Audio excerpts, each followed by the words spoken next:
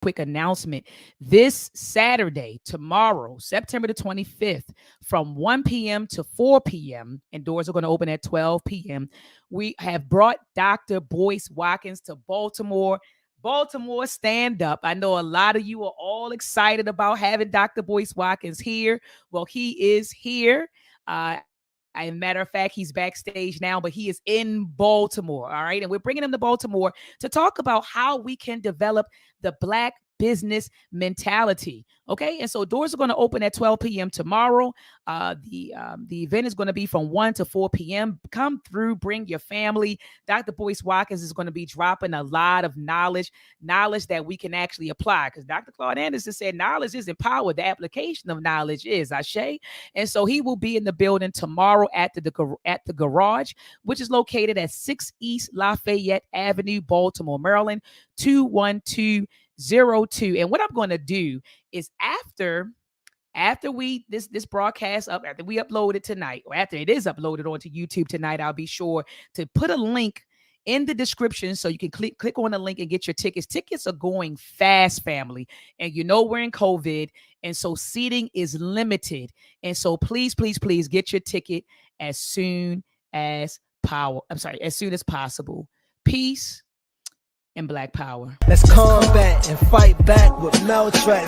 The war of the minds, they want control of the masses. And Common Core, they dumb us down in the classes. Without knowledge, we can't gain access. Build with the elders, take notes and write classics. We keep whining on the block, how it's gonna stop? Let's start supporting our own, make their supply drop. We buy stocks, then we buy blocks. Cause we know the truth and we tuned in to Dr. Maya.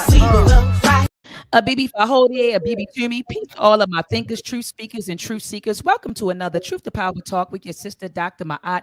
Thank you for joining another powerful discussion. And tonight I have with me another powerful guest, but he is no stranger to the community, Dr. Boyce Watkins. How are you doing tonight, Doc? I am doing extremely well, sister. I'm very happy to talk to you and honored to talk to you. I have so much respect for your work. Thank you so much, Doc. And look, likewise, I've been literally watching you for years, and it has come full circle. Now we're actually in the same space, building, talking. Tomorrow we'll be in the same space, speaking together on stage. And so the honor and the pleasure is all mine. Family, take a moment to thumb up this video, and also share this video, family. And if you're watching this show on Facebook or any other streaming platform, be sure to head on over to YouTube, type in Dr. Oya Ma'at, subscribe to my YouTube channel, hit the notification bell so that as soon as I go live, you will be notified. Also, family, I have created a Truth to Power Talk playlist. I brought on a lot of the greats, Dr. Molefi Asante, Dr. Wade Nobles, Dr. Darity. I brought on Anthony T. Browder, Professor James Smalls, Dr. Kaba Kamene. And look, tonight I have Dr. Boyce Watkins in the building. So go back to that playlist and check it out as soon as you can. And also, family, join me back here each and every Sunday at 7 p.m. Eastern Standard Time for the Read Book Club. Okay, we're starting our new book this Sunday. So be sure to come on over, come back here, 7 p.m. Eastern Standard Time on Sunday. All right, so let's jump into it, Doc. The title of the show is Developing a Black Business Mindset. But before we, I know we're going to jump in, but before we do jump in, I want to just have a conversation with you about wealth. And by wealth, family, I mean the total value of things that families own minus their debts, right? So wealth. Do you agree with this assertion, Dr. Watkins, that wealth perpetuates inequality in America? Do you agree that wealth is used to perpetuate inequality? Does wealth perpetuate inequality? Yes. I don't think that the idea of wealth in itself perpetuates inequality. I think it's I guess I'm trying to frame that question properly, because I'm thinking, if you want to talk about whether or not there's inequality that links back to wealth, and if unequal wealth leads to unequal treatment in our society, an imbalance in terms of rights and possibilities, and the answer is absolutely yes. I mean, yes. Well, wealthy people have the power in America, and I really think around the world. I don't think America is unique in that particular regard. And also, where America is becoming interesting is that the inequality is really growing over time. The pandemic really stretched out economic inequality, and it spills over into other things. Absolutely. And I mean, I couldn't agree with you more. When I framed the question, I was thinking about The Hidden Cost of Being African American by Thomas Shapiro. And he argues in that book that that wealth perpetuates inequality because of the way whites use their wealth, how they leverage their wealth to gain advantages over other groups of people. Yeah. And so, yeah, so everything you just said, Doc, was definitely in line with his assertion. And then, what the things I've researched.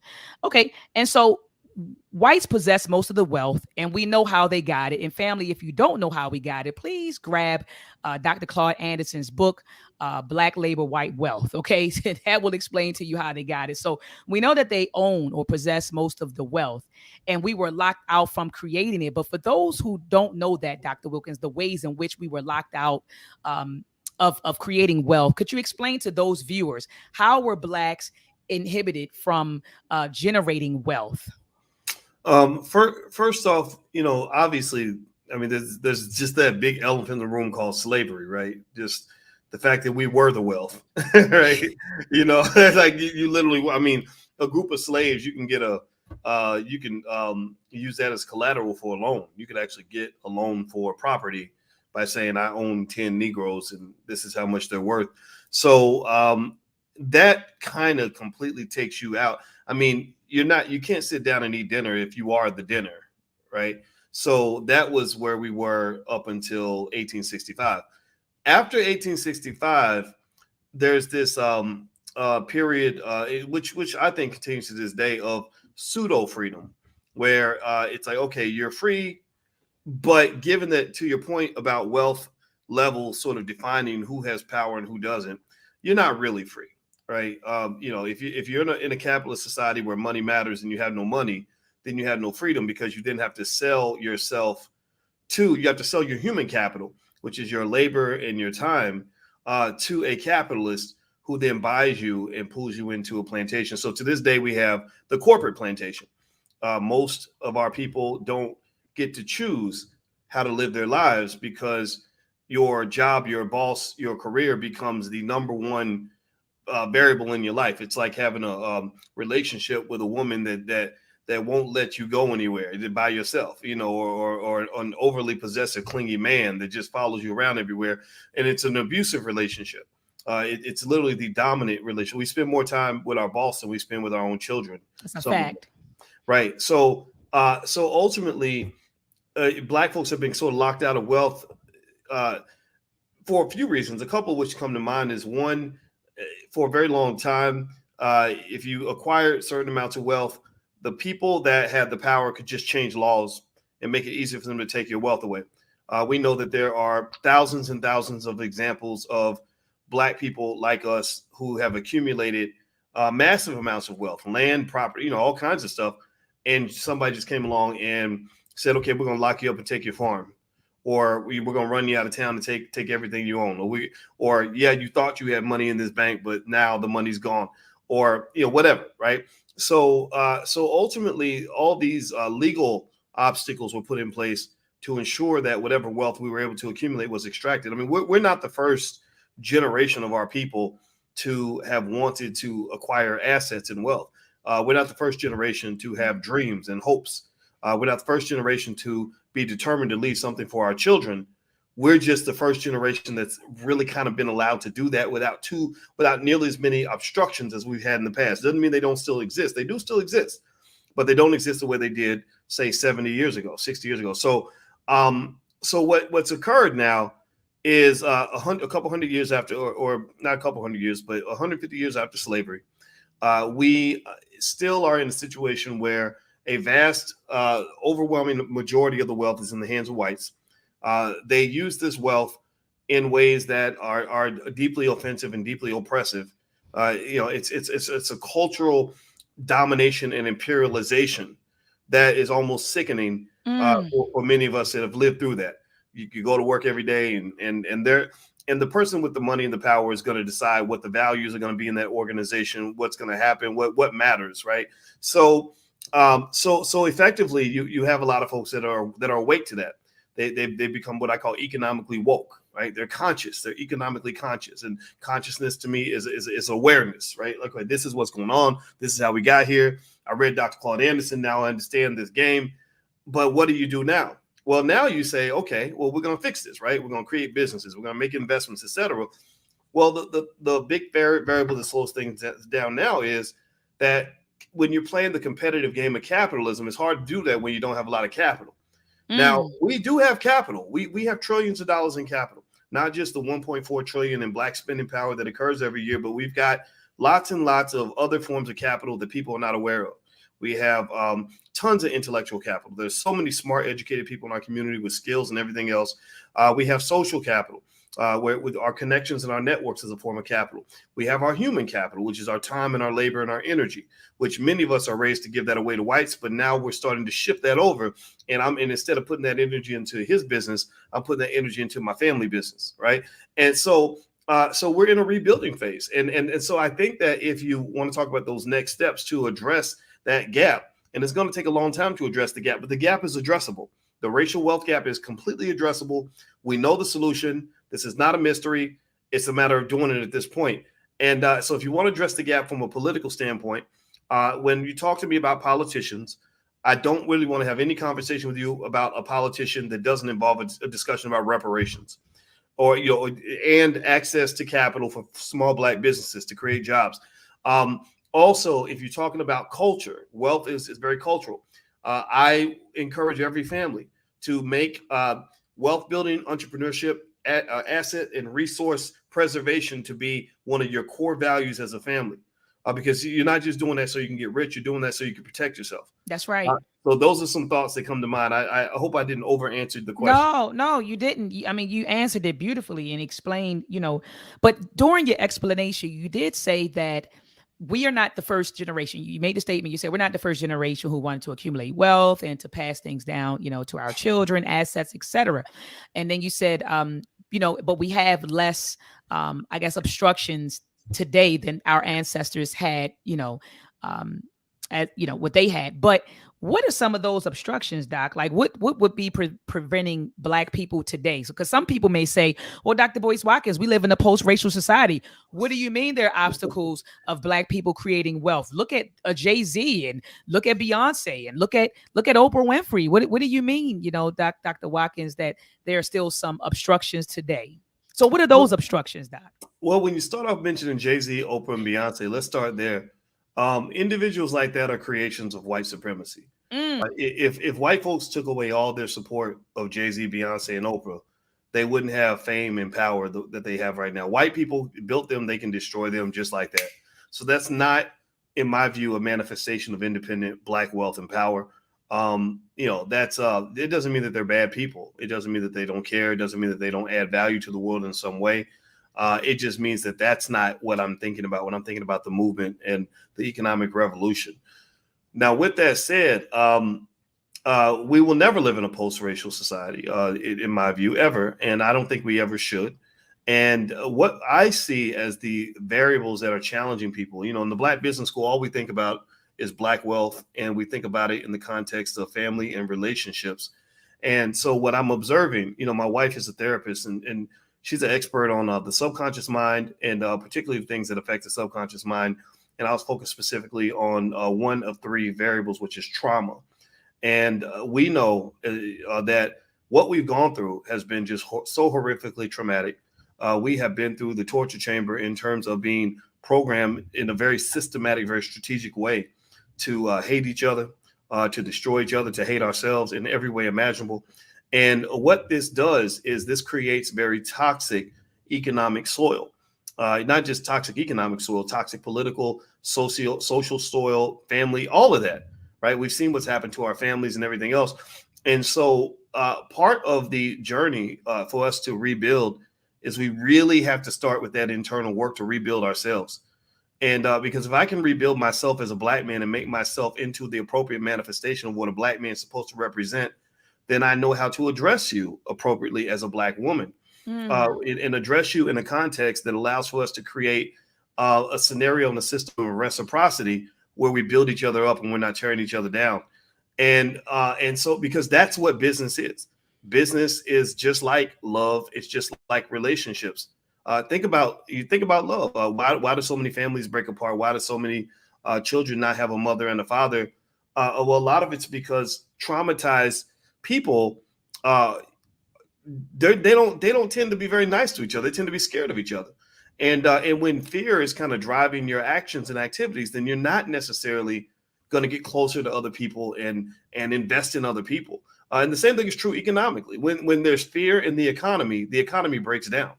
Like one of the things they measure is something they call consumer confidence, which is basically the amount of fear. They have a fear index. And when the fear index is high in the economy, they know the economy is in trouble, because when there's fear, then there's no trust. So that means that if I'm a bank and I fear that you're not going to pay me back, I'm not going to loan you any money, right? Which means you can't go out and pursue good investments because I'm not going to loan you. I'm not loan you anything. If I am an employer and I have a fear that the consumer is not going to support me, then I'm not going to make investments. I'm not going to hire anybody. If I'm a consumer and I have a fear that I'm not going to be able to keep my job, then I'm not going to go out and buy products and support the economy by being a good consumer. I'm going to keep my money to myself. When there's fear, everybody hoards what they have. They're so scared of losing everything. So you think about that in the context of everything, relationships, right? If I'm dating a woman and we're thinking about building a family, and I'm just traumatized and scared, and I'm hiding and protecting my feelings and easily triggered and flipping out and running away at the first available opportunity, how are we going to build anything? We can't build nothing, right? Because we know that love and family and all these other things require tremendous amounts of patience and forgiveness and all these things that a traumatic person can't deliver, right? So ultimately, the very same traumatic energy that breaks down our families is the same energy that breaks down our Black economy. Look at the way some Black consumers and Black producers interact with each other. You're business owners, right? You got some Black folks hate Black businesses, scared as hell. Yes, Black person, right? Absolutely. Or one little thing goes wrong, there's no forgiveness. It's all these. I can't stand with these, right? But then you got some of the Black business owners who do the same thing. They show less respect to Black customers because they expect certain things from Black people. So that economic love is very similar to relational love.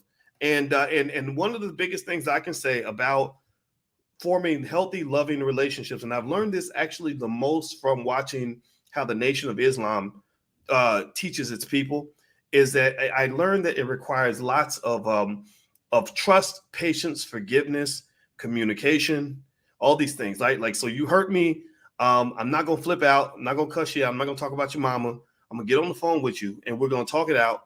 And we're going to find some way that we can come back together and rebuild and repair. So I would argue very clearly that the most important thing that any person can learn in this world, Black or not, is the ability to seek out and maintain and repair healthy relationships. If you can learn how to do that really well, then I think you will be successful in anything. I mean, Doc, I couldn't agree with you more. You know, when that whole premise that economics is relationships, they go hand in hand. Like you said, they go hand in hand.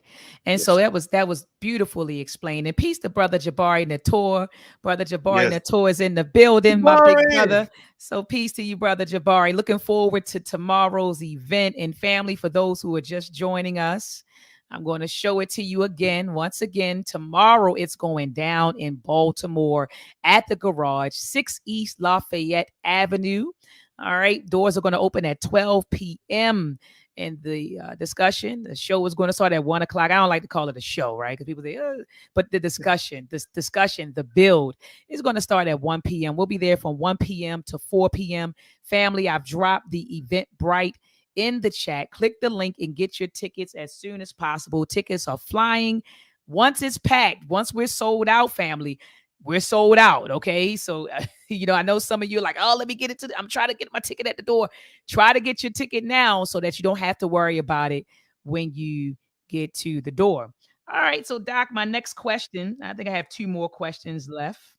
Well, 3, I'm sorry. My next question is, what are the ways in which Black people can create wealth? What are the ways in which we can create wealth? Well, I'll start with by answering the three ways that people get rich in America is very basic: stock market investing, real estate ownership, and starting a business. So, real estate ownership, like just as something as basic as owning a home instead of having a landlord, that is how people go from poverty to middle class. Just statistically speaking, the way people go from middle class to upper class is the stock market. The last 20 years, the stock market has been just, an extraordinarily easy way to make money. And I know people have skepticism about it, which they should. But if you look at the data over the last 100 years, the stock market has been a wonderful way for people to get rich, literally over the last 100, really more than 100, maybe 120, 130 years. And then that ownership of your own business, what that does is that creates what I call almost like economic curvature. And what I mean by that is you can really accelerate, like your income can go warp speed high if you have a good business idea and it takes off. Like you have some $20 product and it works and you get 1,000 people to buy your $20 product, you make 20 grand and you make it in an hour. You can't do that on a job. No.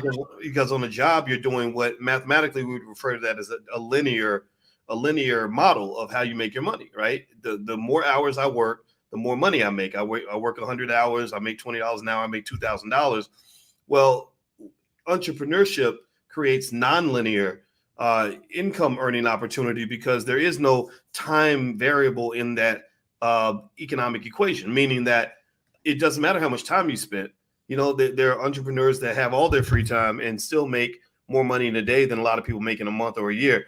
So I would argue that just as a basic premise, just as literally a rite of passage, economic rite of passage, every child in our community should learn how to start a business by the age of 12.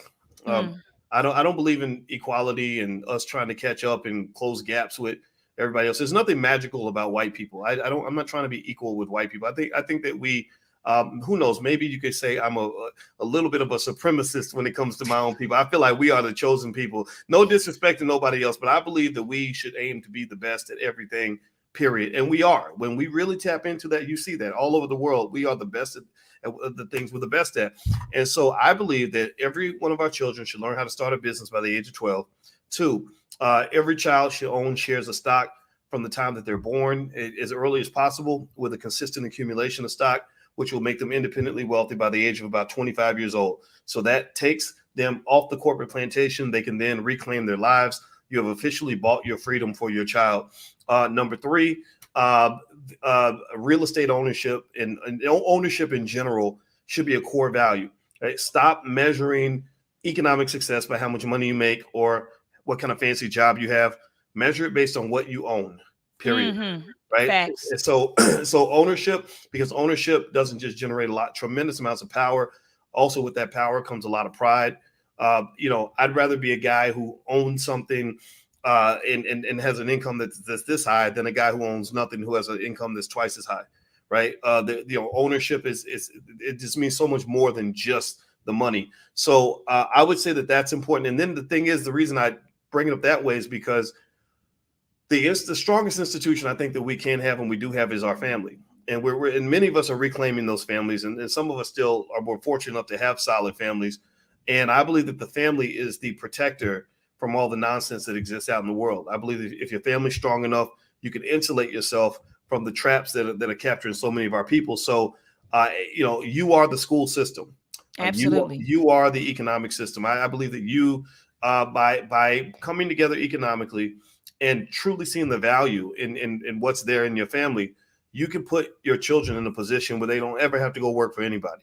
And so what you're doing in Baltimore here, for example, with the Black Wall Street, with those 96 businesses sitting right there, I mean, that's beautiful. And the thing about it, the thing that people really want to see, I hope that I need people to take time and meditate on this, to see the true vision of what you're creating. When I go to Black Wall Street tomorrow, which I'm going to visit because you mentioned that to me, and I'm honored that I'm invited. I got to go. You're not looking at 96 businesses. What you're seeing is about $1 trillion in wealth that's over the next 100 years. UPS was started by a teenager who delivered packages on a bicycle. 100 years ago. Now UPS is worth about $126.4 billion. Coca-Cola was started by a guy who was a morphine addict who created Coca-Cola to give him an alternative to his morphine. He sold the rights to Coca-Cola for $500. Now Coca-Cola is worth about $150 billion or something like that. The Chicago Bears and the NFL was created with people that have less money than we have right now. And the Bears were bought for maybe about $500, something like that. Now the Bears are worth $3 billion just a couple generations later. So what I want everybody to understand is that you're really at the beginning. Like you're not, you're not the latest, greatest. You're not the new Negro. You are the ancestors. Come on. That's your right. Children and grandchildren are the ones who are going to take this thing to the next level. So whatever your business is, wherever you at, you might have a little raggedy putt business. Don't halfway know what you're doing. Ain't making no money, but you got to keep that baby alive because maybe it's your child or your grandchild that's supposed to take it to the next level. And that's what I want people to focus on. Absolutely, Doc. And look, my mind went back to investments, and I was sitting here. I kicked myself with the Bitcoin. I remember years ago when Bitcoin may have been maybe a couple of $1,000s. You kept saying you all need to invest in it. I said, oh, okay, I don't know, I don't know if I want to spend a couple thousand on Bitcoin. And then it skyrocketed to $65,000 a share. So think about it. If I would have just purchased, let's just say 5 shares, I just put 10,000 into it. 5 times $65,000. You're looking at, what's that? 5 carried it to $325,000. $325,000 I could have made.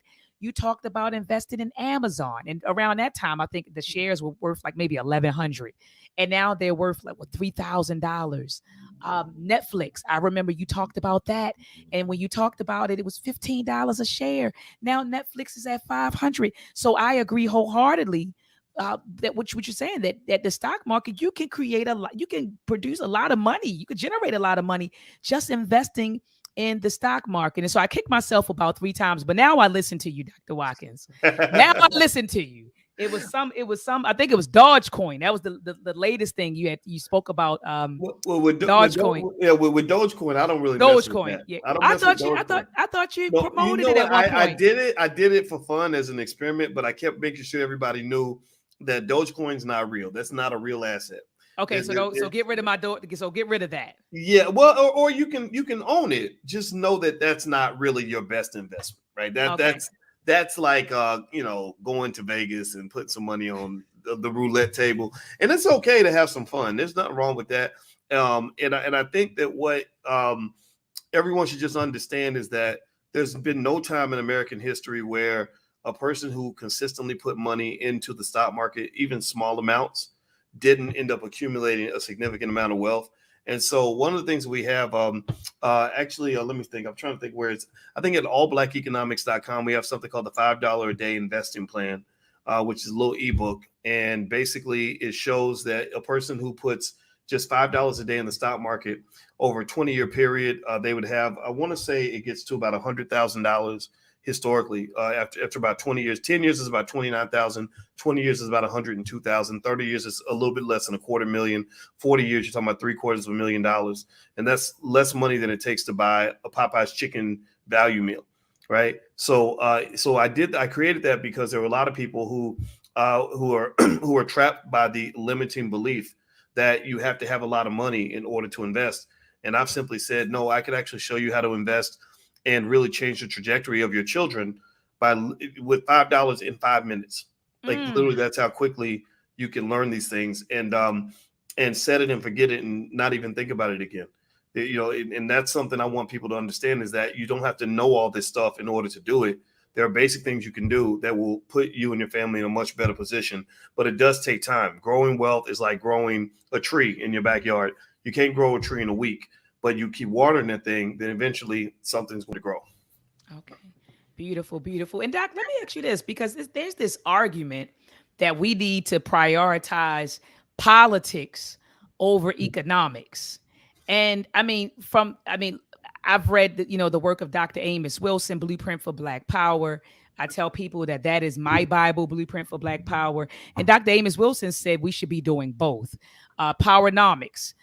Dr. Claude Anderson talks about practicing group economics and group politics. It's like they go hand in hand. What are your thoughts about that? Because there's this growing sentiment that, we shouldn't be worried about, starting businesses.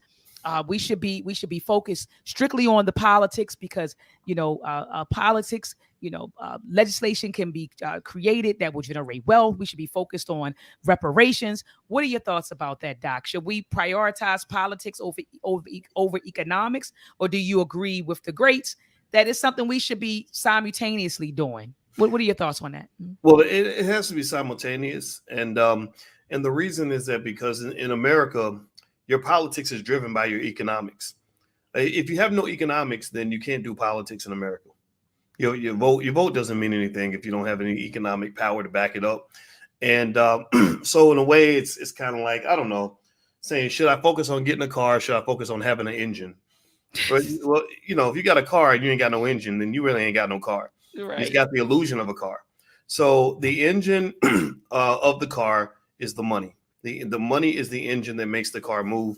At that point, you build the car once you know that you're going to have an engine. If you don't, you're wasting your time.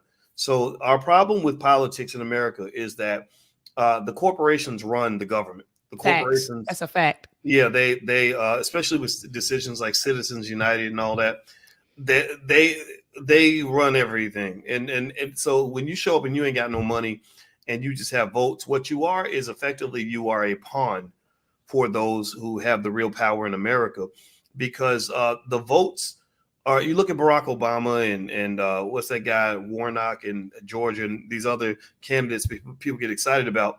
Those people can't run for office without getting hundreds of millions of dollars. I think Warnock needed about $250 million. Barack needed about $2 billion to become president. And where did they get that money? Well, they're not getting it from us, right? We're not giving the money, but we're giving them the votes to get that power. Well, how do they get the votes? Well, the politician focuses on getting the money, because once he gets the money, all he does is run an ad campaign, right? You need $2 billion, so you can basically buy $2 billion worth of ads, right? To manipulate people into voting for you, because you've got the ad specialists who will craft the message properly and get everybody to show up and vote. So once they've gotten the money from the capitalists to go buy the ads that will manipulate the populace into voting for them, and they're sitting in office after they gotten elected, and they're thinking, well, who am I going to take care of first? Do I take care of the poor fools who voted for me because they were manipulated by media? Or do I go take care of the person who gave me the money to manipulate the media in the first place? Right? They're going to go take care of the capitalists. Absolutely. That is a rational decision, to be honest.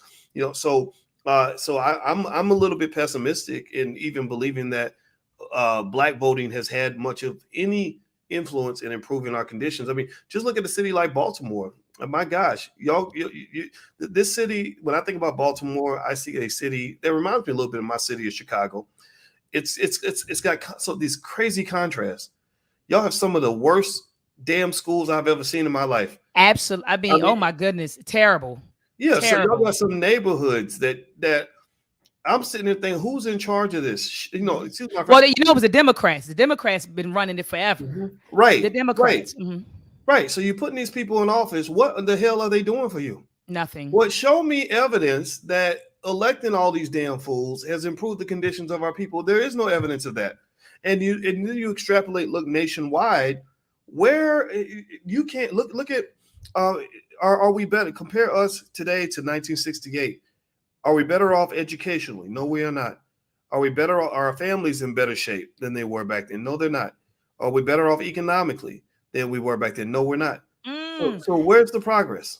And so I actually had a debate with a pastor on a platform, and the title was "Have Black People Progressed?" And he was saying yes, and his measurement of progress, or he gauged progress by saying, "Oh, I can go work for white folks, I can live around white folks, and so that means we've progressed in America." And I said, "Well, brother, my idea of progress is moving in the direction of sovereignty, liberation, and sovereignty, but his idea was assimilating. He was measuring our progress based on us assimilating to white folks, integrating with white folks. And so you would agree with me that we haven't progressed. No, we haven't. I mean, it sounds to me like this poor guy was basically a white supremacist. People don't understand that a lot the majority of black people are white supremacists because you associate progress with simply being around white people. Absolutely. Being acknowledged by white people, being validated by white people. I got an award for, I got a Grammy, I got an Oscar, I got a Pulitzer. These are all white people, white people, white people. I went to Harvard. Think about this. You have black people that will say, look, I'm black and I graduated from Harvard, but you don't hear white people bragging about graduating from an HBCU. Not at all. They don't say, well, my gosh, you made white history because black people accepted you. People, they don't think that way. So unfortunately, this poor guy, I think, has been tricked into the same mind trick that affected a lot of us, where because you see whiteness like a brand, like whiteness is like Bloomingdale's and blackness is like Walmart. Right? So because you see whiteness as a valuable brand, you want that brand association that comes with being close to whiteness, because whiteliness is like godliness. Like, I want to be close to that, and by being close to that, by simply moving from a black neighborhood to a white neighborhood, I can turn to my family and say, look at me, look at how far I've come. Well, you didn't really go nowhere. You just moved across town, but you feel like you've made a lot of progress. You feel like you've come a long way. And so I would encourage people, when people say that they're successful, I want them to really deconstruct that. So what makes you successful? What is it? Okay, you're making more money. Okay, that's cool. Okay, but you're working for a corporation that's owned by somebody else, right? So you don't have any real power there. They can destroy your life in a second. You hate your job. You're stressed out, but you feel good about that. You graduated from a big white university. Maybe you got $150,000 in student loans that you'll never be able to repay. So they've pretty much raped you of your family wealth in exchange for this validation, where they gave you a certificate so you can go work for another white person, right? So effectively, teach. It doesn't mean all these things are bad. It doesn't mean that you're a sellout if you live in a white neighborhood. It doesn't mean that something's wrong with you if you go to college. My own son's in college, so I'd be a hypocrite to say college was always bad. And it doesn't mean that there's any shame in working for white folks. But what it does mean is that there has to be something more to that. And in the midst of all this, as you're engaging with the world, which I believe that we should, I'm not really so much a separatist. I'm not a person who says, oh, we can't talk to white folks, we can't be around them, can't work with them. No, I think that when you are fully intact with your own self-esteem and you know who you are, you can engage with anybody. You can be in the world, but you're not of it. You're not, that doesn't define you, right? So that's where that knowledge of self comes into play, so that I can then go and do business with a white person, an Asian person, a Latino person, and I'm not going to be pulled away from where I am. I know where my base is. I know who I am. So I think that if you look at that standard model that, okay, my child is born, I send my child to white people to educate him. So they're making money educating my child. They're consuming media from white folks all day long. So that's indoctrinating their mind. They're listening to horrible, toxic music on the radio every day that's picked by white folks. So you're pretty much trained to be a white supremacist by the time you get to a certain age. And then you're taught that the best thing you could do, most successful you could be as a black person, is to get a white person to let you into their university and take away all your wealth in the process, put you so deep in debt that you can't repay it. So you're effectively a sharecropper now. That's what sharecropping was. They would put you in so much debt that you couldn't repay it. And then you go and work for another white person until you die. And then when you die, your family wealth is zero or negative, which means that you lost the game, right? So maybe in that model, as you don't have to be anti-integration to see this. Maybe within that model, you simply say, okay, there has to be more. So there must be something that says, I'm not a successful black person because I went off and went working for white people. I'm successful because I came back and I applied my talents to something that is building and developing the black community in a meaningful and structural way. I didn't just move to the suburbs and go work for Kodak or something and then come into the hood on the weekends or on Sundays or whatever. No, I'm actually in a black space with other black people, building with black people, and I'm using the bulk of my time to do that, right? I'm not giving the bulk of my time to a boss in another community. I'm giving the bulk of my time to my people. I give my spare time to other people, because the problem that you have, another area, we talk about the 1.4 trillion in spending power that black people lose, but what we're not seeing is the trillions in human capital that gets lost from the brain drain that occurs. Think about how many intelligent, fully capable black people you have who are not applying their talents to help people in their own community. I went through that when I was at Syracuse University. I said, wait a minute, I'm sitting in here teaching 30 white kids in the classroom, and I've got the secrets to finance that could benefit millions of my people, but I'm not talking to my people. I'm talking to 30 white kids in the classroom, and I'm supposed to be successful. And I remember thinking, what is successful about this? This doesn't feel like success. This feels like I failed because I'm applying everything that I have, and I'm giving all my energy to the wrong thing. I'm sitting in the wrong direction. I'm aiming the gun and I'm shooting at the wrong target.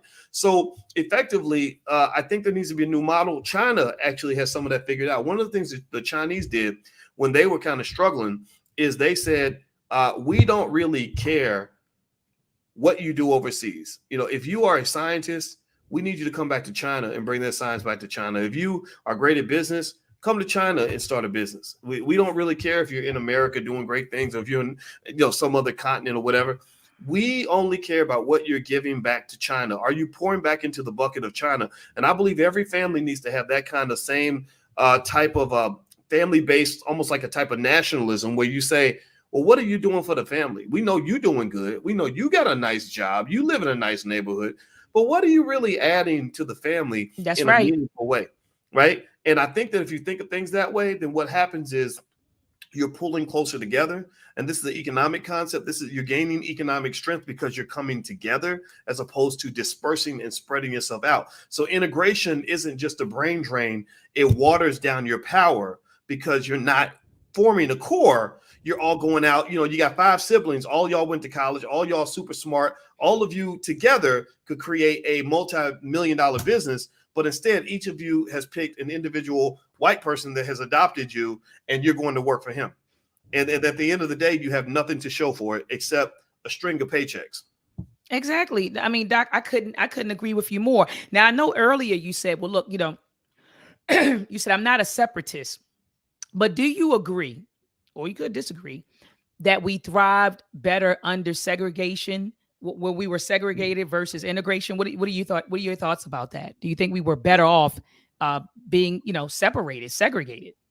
Yeah, I think that we were, but I think that I agree with Dr. Claude Anderson when he said that they didn't really want integration. They just wanted desegregation, which means that, you can go wherever you want to go, but you'd rather be with your people than to be elsewhere, right? So I'm not saying that I would like to go back to a day of segregation. Like, to me, that's almost a little bit of that would be white supremacist for me to say, no, I need white people to tell us that we can't go to their neighborhood so that I'm forced to stay with my own. I shouldn't be forced to stay with my own. I should be choosing to stay with my own. Right. Yeah. Like I saw a guy that was a joke I saw on the internet where this guy said, he said something like, he said during the pandemic made me have to dump my girlfriend because it forced me to spend time with my wife. And it turns out she's pretty cool. and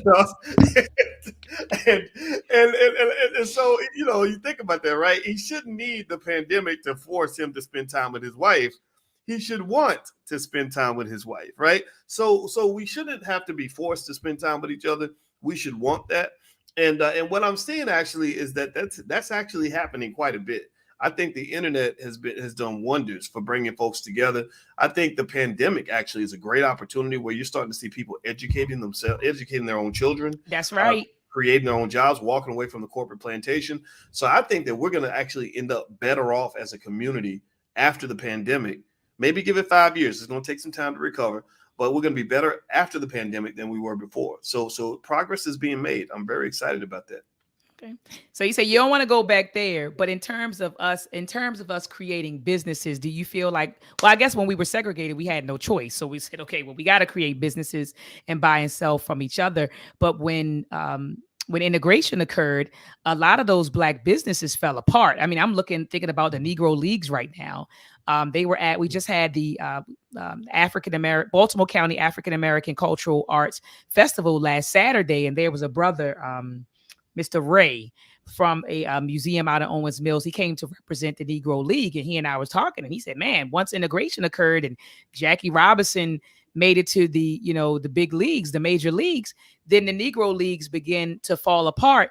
But it's not only that, it was a beach in Baltimore. And brother JT Coins, I know that you're in the chat. Please put the name of the beach in the chat for me, but there was a beach in Maryland that was like known as the Black Beach, where they would bring in different acts, you know, Nina Simone and all sorts of folks, James Brown. He brought in a lot of folks, hired a lot of Black folks, and as soon as white folks said, "Hey, you know, our beaches are now integrated," Black folks left that beach, abandoned that beach, and they end up closing down. And so, do you think that we were thriving economically better, I guess, under segregation versus integration? What are your thoughts, Doc? I think that we definitely did better in terms of ownership. We did better in terms of family, and I just really think some of these European values are just a little bit weird, you know, and that does bother me. I think that with media, you have a lot of cultural infiltration that leads to the type of imperialization, which kind of neutralizes the effectiveness that a lot of our people can have because they've been influenced by these other ideas.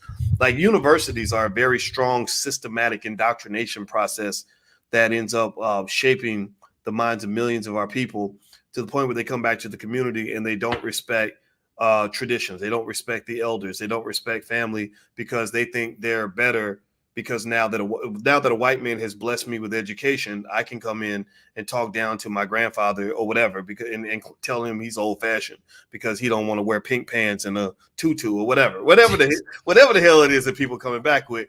And so I do agree with you that there were some things about segregation that did benefit us. But I don't think that it would make sense or be practical to say, okay, I hope we go back to that. Oh no, yeah, no, not at all. But here's what I think, though.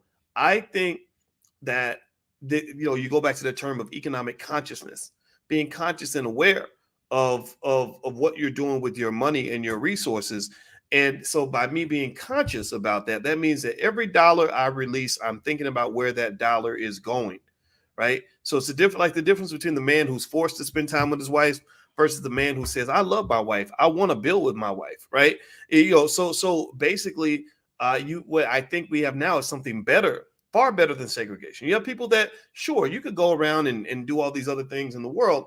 But because Blackness as a brand has elevated in value in your mind, you say, hey, why would I want to be over there when I could be right here? You know, why am I going out into the world when I got gold buried in my backyard? So I think that whole knowledge of self piece, we really want to think about that more deeply, because what you'll realize is that most Black families are millionaire families on the day that you're born. Just all the cultural and intellectual and human resources that exist right there within the family structure and the networks of that structure has created multi-million-dollar possibilities.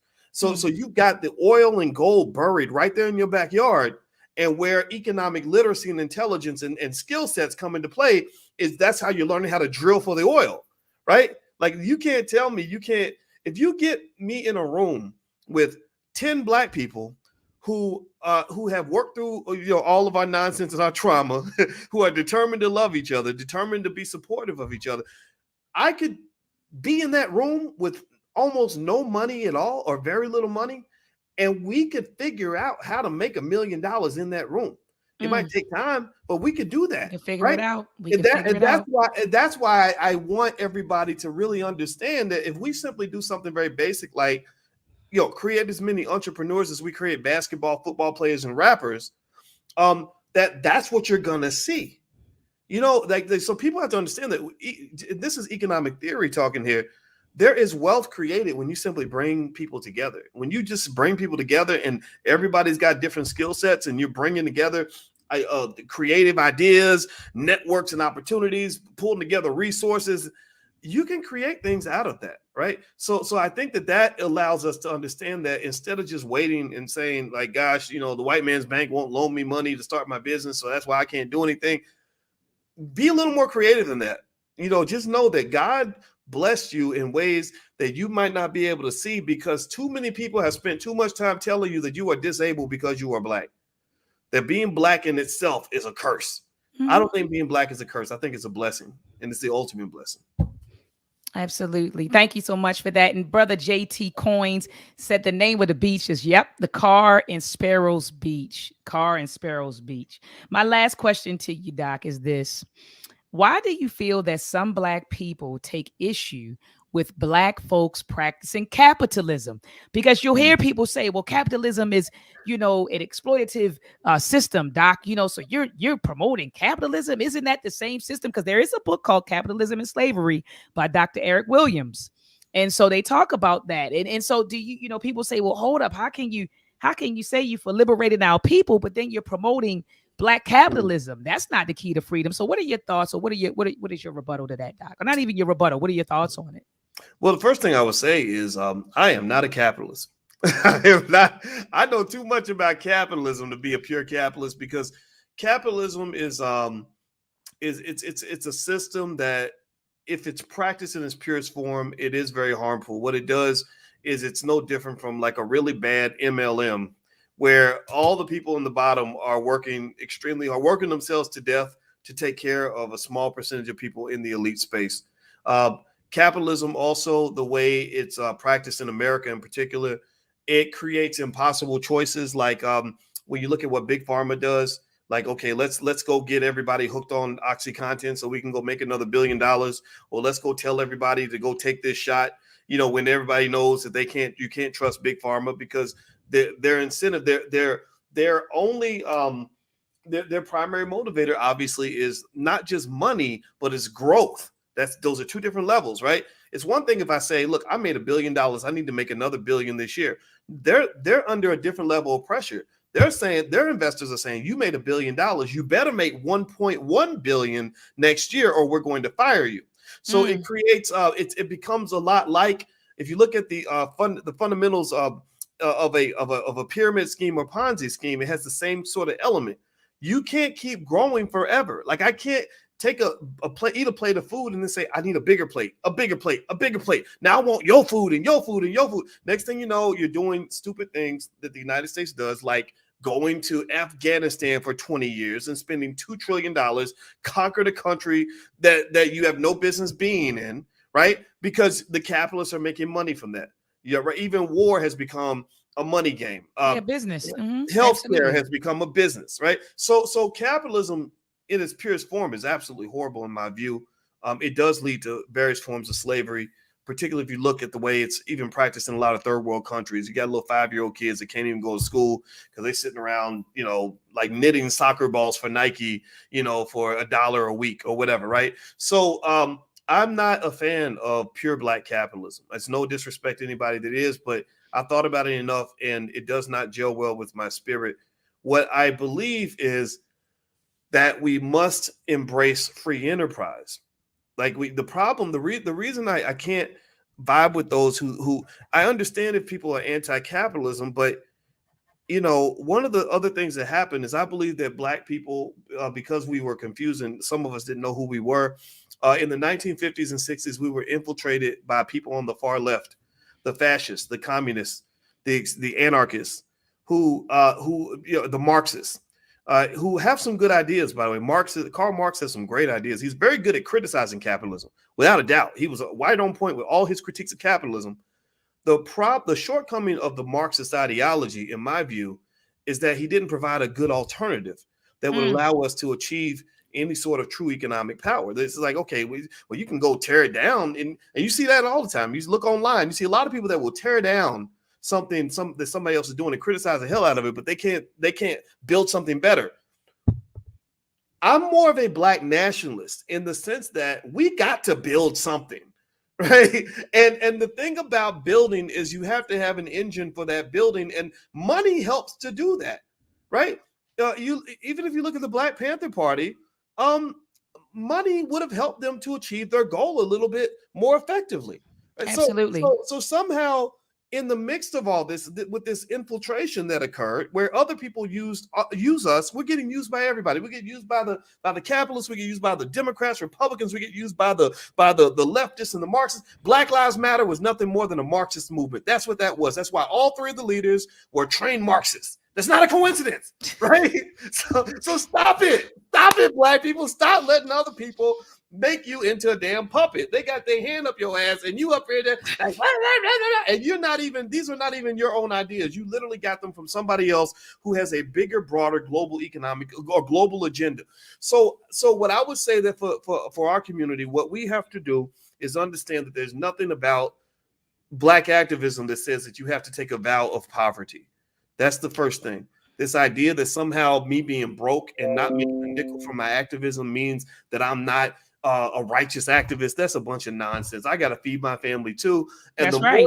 The more liberated I am economically, the more free I am to do what I got to do and say what I got to say. Right. So you should want your leaders to be economically free. Right. That doesn't necessarily mean that they're terrible people.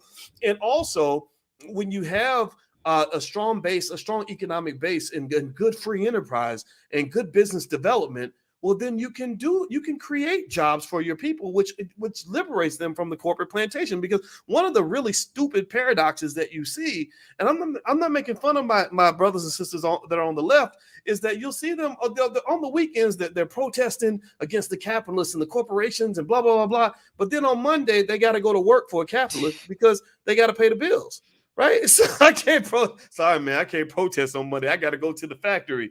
Well, so why not have a model that allows us to create ethical business, ethical business structures that allow us to have what we need to build wealth in our community so that we can use that wealth to insulate and protect our ideas and to protect the rights that we deserve as human beings. I don't believe in America that a poor person has the same rights as a rich person. I just don't believe that. And I don't believe in America that a broke community, a broke and broken community has the same rights or power as a community that is solid in every single way. Solid economically, right? Because I can tell you, when I think about my own family, the type of family I wanted to build with my wife was one where all of our financial stuff was solid so that we ain't got to go beg nobody for nothing. We can preserve every ounce of our dignity. We can protect ourselves from predators. Our children can get what they need. And then also at that point, the bigger goal is to make sure also that we are solid just as a family, that we're getting along with each other and that we are honoring our family as the institution that it's supposed to be. Right. And so in a way, what I would say to people, and this is a personal preference, people can view money how they want, but money is not really the be all end all. And that's another thing about the hardcore capitalists is that the money kind of justifies and defines everything. Like if you go to BET and you say, why are you putting this stuff on TV? First thing they'll say is, well, you see how much money we made? Look at the ratings on the show. Right. So the capitalist thinks that the money is the be all end all. And that to me is a low vibrational kind of line of thinking anyway, because money should be seen really as a tool for you to pursue the higher purpose that matters to you and the people that you love. So money is a little bit like, you could compare it to like a bathroom. A bathroom is not that important when I'm buying a house, but I have to have a bathroom if I'm going to live in that house. But I'm not going to just buy a house. I'm not going to buy a house just because it has a bathroom, right? So if you give me a house that has no bathroom, I cannot live in that house. You see what I mean? So money is simply a stepping stone for you to get to the point where you can climb up that Maslow's hierarchy towards self-actualization, where you can climb up, right? You can start climbing up and really truly find out who the heck you are. Because again, that knowledge of self piece, right? Self-actualization. I've actualized myself, my purpose. I know why God put me on this earth. That's right. You can't get to that point if you're worried about paying the rent. That's right. You can't get to that point if your basic physiological needs of food, clothing, and shelter and security, if that isn't fulfilled. And that's the bottom. That's the foundation of the pyramid. Pyramid. I said period. Pyramid. Absolutely. You said it better than me. I could have said all them words because what you just said right there was right on point. Yeah, thank you so much, Doc. Doc, I gotta drop a bomb for you. Hold on. Fire! Fire! Fire! Fire! Fire! Woo! People in the chat, they are loving you, Dr. Watkins. They said this is just powerful. They said you dropped nothing but facts tonight. Shout out to my brother in Buffalo, New York, Black Ace. He's laughing. I mean, it was beautiful tonight, Doc. We appreciate you so much, just for being here. Family, family, family. Let me enlarge this and show this once again. Family, join Dr. Boyce, Reality Speaks, myself. We will be at the garage tomorrow from 1 p.m. to 4 p.m. Doors open at 12 p.m. Please get please get your tickets as soon as possible. Moderators, please drop that link in the chat one more time. Please get your tickets as soon as possible. I believe it says it right there on the flyer, $50 in advance, $60 at the door. And so if you come to the door and we've sold out, you won't be able to get in. All right. So make sure that you get your tickets as soon as possible. Doc, do you have any closing words for the listening audience? Oh, I'm sorry. Oh. I'm sorry. Go ahead, Doc. Okay. I want to say that I'm honored. I'm honored to speak with you, Dr. Mott. I have so much respect for the great work you're doing. I want to honor all the individuals that maybe they don't have a big platform, but what the work you're doing with your families and not just supporting what we're doing, but the things you're doing on your own. This is what that power is going to look like. And really, I want to also especially honor everybody who's breaking the generational curse, everybody who is standing up against various forms of oppression, because we have enemies both foreign and domestic that we have to battle with a little bit, and everybody who's seeking to improve themselves in the areas of health, wealth, and relationships. We are being challenged with a lot of new ideas in this generation. I talked to Queen Afua, and Queen Afua makes you feel like everything you've been doing your whole life food-wise is crazy and wrong. And why would you be eating that? So we all have our journey. We're all learning. And I really think, though, that if we dig our heels in and just say, wherever I'm at, I'm going to do my best, right? I believe that we have that ability to really, really change our families for many generations to come. Just keep doing your best. This is your time. In 70 years, most of us will be gone, and your grandkids will be talking about you. Well, give them something to talk about. That's right. Let's really have that vision. Like imagine if back in like 1920, Black folks in 1920 said, we're really going to do things right now that they're going to be talking about in the year 2020, right? We're talking to you right now. Right. I want us to do that with our future. Like I want us to really look at the year 2120 and say, we are talking to you. We are doing this for you. We are planting seeds for you. We're going to throw the ball across the plate so you can knock it out the park. We're going to set the stage for you to go kill it. How inspirational would it be for them to hear that 100 years from now? Right. How inspirational would it be for us to hear somebody in 1920 saying, I have a message to the people in the year 2021. Right. That, so I think I would encourage everybody to gain that vision and meditate on that, because people that tend to have the most vision tend to be the ones who win, right? Just like basketball, the guy or the woman who can see the whole court is a person who knows where the ball needs to go. They know how to get the ball in the basket. So let's practice having that court vision. Stop worrying about the little stuff. Start seeing the big stuff. Or as T.I. used to say, big stuff popping, little stuff stopping. So let's stop with the little stuff. Stop worrying about what's happening around you. Focus on the big possibilities that exist in your life, because you can do it. You have it in you. You have everything you need. So God bless everybody. Thank you all for listening. I appreciate it. Thank you so much, Doc. Peace and Black Power, family. Let's combat and fight back with Meltrax. The war of the minds, they want control of the masses. And Common Core, they dumb us down in the classes. Without knowledge, we can't gain access. Build with the elders, take notes and write classics. We keep whining on the block, how it's gonna stop? Let's start supporting our own, make their supply drop. We buy stocks, then we buy blocks, cause we know the truth and we tuned in to Dr.